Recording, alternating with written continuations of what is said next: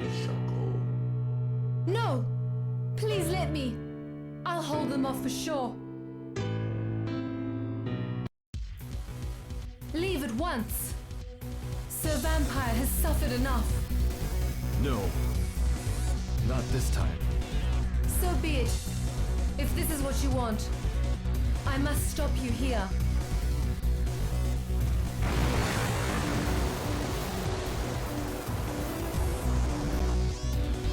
From the very beginning of Diane's life, she was despised by humans due to her family's mermaid lineage, giving a hatred for humans that would last her whole life.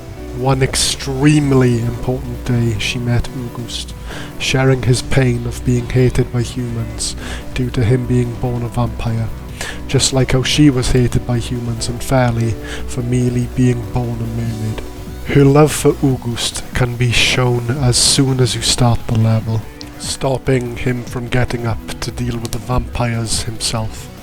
Even though she sounds scared, I believe she's forcing herself to face the vampires anyway, because after witnessing the fact that they've already killed Bart, Emily, then Gilliam, then Ryu, the other vampires, she probably knows they're more than strong enough to kill August. She's a defensive character, constantly projecting herself onto her level, telling you to back off, even telling the vampires to leave them alone, like they did 300 years ago. She clearly does not want this fight. The level shares the beauty Diane has herself. It makes sense, because this seems to be the vampire's home. The beauty of this level is almost unfitting. It must look this way because you've just now busted into the vampire's home. So it makes sense why the vampires go out of their way to make it look so pretty. You're not supposed to be here, but you're forcing yourself through the level so you can murder the vampires. The fact that Diane looks so scared here, this is the part from the first video where I mention you go from the vampires hunting you to you hunting them instead. The enemies are a weird mix of beautiful and horrendously ugly. They have beautiful shining blue armour that goes well with the place they're in. They almost look like beings that would serve the vampires quite peacefully, maybe with food and drink. But if you even have a close look at their heads, you can see they're actually quite hideous. Maybe they serve the vampires during the day, but seeing as you've busted in, they're forced to show their ugly side and attempt to kill you. Despite Diana and her servants' very strong attempts at stopping the hunters, she is eventually forced to fight them herself if she doesn't want them getting close to kill her loved one, August.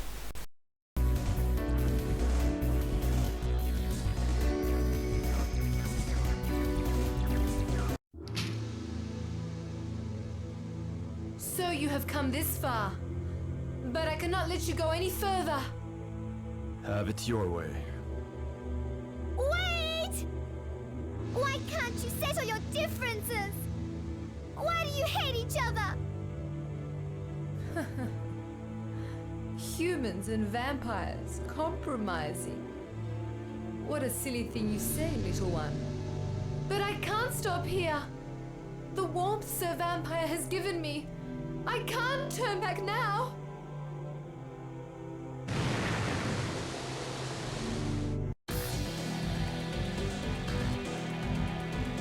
She completely changes when she transforms. During the level, she was telling the hunters to back off, so she and the Count could simply be at peace. But now, she's a lot more aggressive, making sounds of anger and pain during the fight, even mockingly laughing at the hunters if she manages to get a hit in. She clearly used to be a great person, acknowledging the pain Raoul felt for having his love interest, Sophie, murdered by humans. He's being defeated. He deserved it. You still can't forget about her. What do you know? What I have lost. The pain I have suffered. Now, let's see what a human can do. Even when Ryul is being extremely rude, stating that she doesn't understand his pain, which is ironic as she's been hated since birth due to her mermaid lineage. And yet, she doesn't say anything back. Before the level even starts, she insists on not letting August fight to protect him, instead taking his place to fight the hunters. Despite her loveliness, her love for August has corrupted her, turning her into a hideous form of an aggressive vampire with an extremely rough, almost mocking representation of what a mermaid is supposed to look like, especially someone as kind and normally as pretty as she is. She fights with a combination of her magic and her much more aggressive and savage bites. Her upper body is vulnerable, but her tail can't take any damage, nor can her lower torso. Using her mermaid agility, she will dive in and out of the water, making it very hard to hit her. If you don't hit her enough times, she'll close the gap to bite you. Using her magic, she can also summon projectiles. You must either destroy the projectiles by shooting them, or damaging her to stop her. She can also summon deadly water pillars that not only protect her, but she can also ram them into you to damage you. You must shoot in between the pillars, as shooting the pillars does nothing. Some eagle-eyed viewers may notice that I came into this fight with a whopping 5 health. And even with my very high amount of experience with this game, she knocked me down to 1 and she almost killed me. Fitting that someone who's fighting extremely strongly to save their loved one would be this strong. She is a very challenging boss, both because she is simply hard to fight because she has varied and hard to deal with attacks, but also because she's the second to last boss you fight in the entire game, so you will likely lose a lot of health and lives making your way to her. She's a true source of frustration, because imagine fighting really hard throughout the entire game, losing health, losing lives, and then she finishes you off, forcing you to start all the way from the beginning. Even her death scene shows her lovely side, telling the little girl Caroline that what she said about settling their differences with the hunters may be true. Then she gives her final goodbye with her last breath.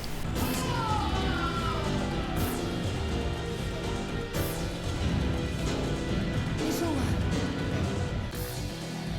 what you said may be true. Thank you. And farewell, my beloved vampire.